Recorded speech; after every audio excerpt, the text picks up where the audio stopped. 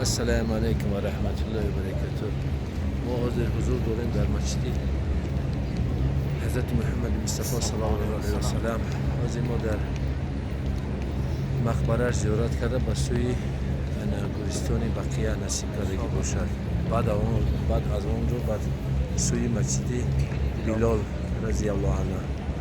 ما در این مسجد نبوی الحمدلله خدا را شکر یک ستاره سپری کردیم.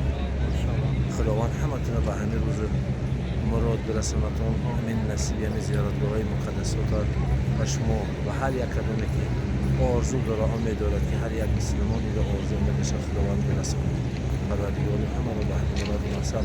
ربنا آتنا فی الدنیا حسنة و فی الآخرة حسنة و قنا عذاب النار و صلی الله علی خیر محمد و آله. بسم الله الصلاة والسلام على رسول الله. برحمتك يا